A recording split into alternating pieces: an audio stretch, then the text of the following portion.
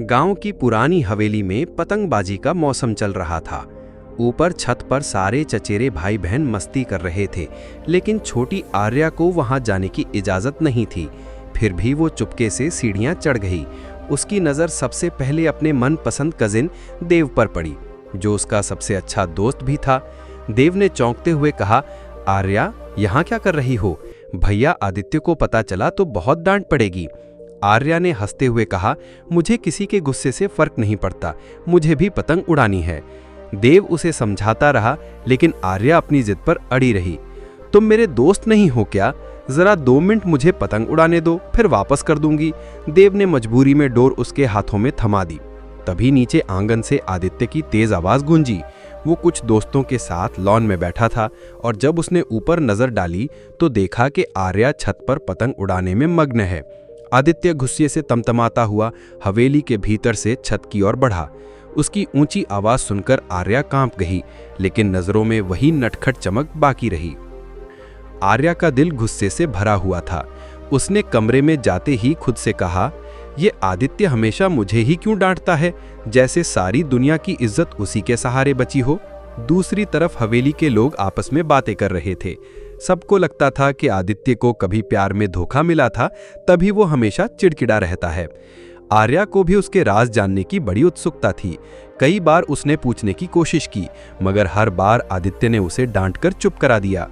उस दिन के बाद से आर्या ने मन ही मन तय कर लिया कि वो आदित्य की सबसे बड़ी दुश्मन है। उधर उसकी सहेली और कजिन नंदिनी उससे मजाक करती, क्या पता एक दिन तेरी शादी आदित्य से ही हो जाए। आर्या गुस्से से कुशन फेंक देती, छोड़ो ये मजाक, मैं उससे शादी करने से अच्छा कुंवारी मर जाऊंगी। लेकिन दिल के किसी कोने में आर्या को आदित्य की मौजूदगी हमेशा महसूस होती थी। एक रात को देर से उसे भूख लगी और वो दबे पांव नीचे किचन में गई। पूरा घर अंधेरे में डूबा था। डर के मारे उसने हनुमान चालीसा पढ़ना शुरू कर दिया। तभी अचानक उसे आवाज सुनाई दी और वो घबरा गई। किचन में आदित्य खड़ा था, खाना निकालते हुए। आर्या का चेहरा मास्क की वजह से डरावना लग रहा था। आदित्य ने उसे देखकर पहले चौंका, फिर मुस्कुराया। क्या चुड़ैल बनकर घूम रही हो? आर्या ने आंखें घुमाई। आप जो हर वक्त डांटने को ही तैयार रहते हैं। दोनों कुछ पलों के लिए इतने करीब खड़े हो गए कि उन्हें अपनी सांसों की आवाज सुनाई देने लगी। माहौल अजीब सा हो गया। आदित्य ने माहौल बदलने के लिए कहा, चलो मेरे लिए भी खाना गर्म कर दो। आर्या ने अनमने मन से काम शुरू कर दिया, मगर आदित्य की नजरें उस पर ही टिकी रहीं। आर्या की मौसी ने उसकी सगाई अपने बेटे समर से कर दी थी। शुरुआत में आर्या को लगा कि सब ठीक है, मगर धीरे धीरे उसे एहसास हुआ कि समर कभी खुलकर उससे बातें नहीं करता, फोन भी बहुत कम करता, और जब करता तो बस औपचारिक बातें। आर्या को यह सब अजीब लगता, मगर उसने ज्यादा ध्यान नहीं दिया। एक दिन उसकी कजिन नंदिनी ने कहा, तुझे पता है कल समर मुझे कॉल कर रहा था, वो बार बार कह रहा था कि किसी तरह आर्या से बात करवा दो। आर्या ने अनमनेपन से कहा, मुझे इन बेकार की बातों में पड़ना ही नहीं है, शादी के बाद जो होगा देखा जाएगा। लेकिन दिल के किसी कोने में उसे बेचैनी सी महसूस हो रही थी। नई नवेली दुल्हन आर्या अपने कमरे में बैठी हुई थी। माथे पर बल, होंठों पर शिकन और आंखों में नाराजगी साफ झलक रही थी। दरवाजा खुला और आदित्य अंदर आया। उसने ठंडी आवाज में कहा, नई दुल्हनें इस तरह घूरती नहीं हैं। आर्या झट से बोल पड़ी, क्या आप मुझे जलील करने आए हैं? आदित्य ने गहरी सांस लेकर कहा, नहीं, मैं बस समझाने आया हूं। मैं जानता हूं कि ये निकाह दोनों के लिए आसान नहीं था, लेकिन अब हमें इसे निभाना ही होगा। आर्या ने पलटकर जवाब दिया, आप तो किसी और से मोहब्बत करते थे ना, फिर मुझे क्यों फंसा दिया? आदित्य का चेहरा कस गया। उसकी आंखों में एक पुराना दर्द झलक उठा। वो चुप हो गया, मगर उसके दिल को आर्या की बात चुभ गई। समय तेजी से बीतता गया। आर्या और आदित्य के बीच का रिश्ता अब झगड़े और तकरार से आगे बढ़कर एक अजीब सी चाहत में बदल रहा था, लेकिन दोनों ही उसे मानने को तैयार नहीं थे। एक दिन आदित्य को जरूरी काम से शहर जाना पड़ा।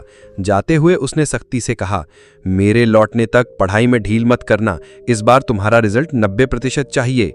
आर्या ने मुंह बनाते हुए कहा, आप तो जैसे मेरे दुश्मन ही हो। आदित्य हल्की मुस्कान दबाकर निकल गया, लेकिन जाते जाते उसके मन में भी एक बेचैनी रह गई। 2 दिन बाद हवेली में अचानक खबर पहुंची कि आदित्य का सड़क हादसा हो गया है। ये सुनते ही पूरा घर सन्न रह गया। आर्या को लगा जैसे किसी ने उसका दिल चीर दिया हो। उसकी सांसें अटक गईं, चेहरा पीला पड़ गया। वो भागती भागती उसके कमरे में गई, हर जगह आदित्य को तलाशा, मगर वो नहीं था। उसकी आंखों से आंसू झरझर गिरने लगे। तभी दरवाजे पर परछाई हिली। उसने पलटकर देखा तो आदित्य दरवाजे पर खड़ा था, हल्की चोटों के साथ, लेकिन बिल्कुल जिंदा। हवेली में आदित्य और आर्या की नोकझोंक अब सबके लिए हंसी का जरिया बन गई थी। पहले जहां लोग सोचते थे कि ये रिश्ता सिर्फ मजबूरी में हुआ है, वहीं अब सब धीरे धीरे देख रहे थे कि दोनों का झगड़ा भी एक अजीब सी मोहब्बत से भरा हुआ है। जब आदित्य आर्या को पढ़ाई के लिए डांटता तो वो गुस्से से कहती, आप तो खड़ूस हो, मुझे हमेशा सताते रहते हो। लेकिन जैसे ही वो कमरे से निकलता, आर्या धीरे से मुस्कुरा देती। वो जान चुकी थी कि आदित्य की हर सख्ती के पीछे उसकी भलाई छुपी है। दिन बीतते बीतते हवेली में सब कुछ बदल गया। आर्या, जो पहले सबसे ज्यादा शरारती और जिद्दी मानी जाती थी, अब सबकी प्यारी बहू बन गई थी। उसकी नटखट बातें अब भी रहती, लेकिन अब उनमें तमीज और गहराई भी आ गई थी। वो पढ़ाई में भी अच्छा करने लगी और जब रिजल्ट आया तो सबको हैरानी हुई कि उसने बहुत अच्छे अंक हासिल किए हैं। हवेली के बुजुर्गों ने गर्व से कहा, यह सब आदित्य की सख्ती और आर्या की मेहनत का नतीजा है। आर्या ने शर्मा कर कहा, मेहनत मेरी थी, सख्ती उनकी, और सब लोग खिलखिलाकर हंस पड़े। एक शाम हवेली के आंगन में पूरा परिवार बैठा था। दादाजी ने सबके सामने कहा, मैंने उस दिन मजबूरी में ये शादी करवाई थी, लेकिन आज देख रहा हूं कि मेरा फैसला गलत नहीं था। आदित्य और आर्या दोनों चुपचाप एक दूसरे को देख रहे थे। उनकी आंखों में हजारों बातें थीं। आर्या ने मन ही मन कहा, जिस रिश्ते को मैं सजा समझ रही थी, वही आज मेरी सबसे बड़ी दौलत बन गया है।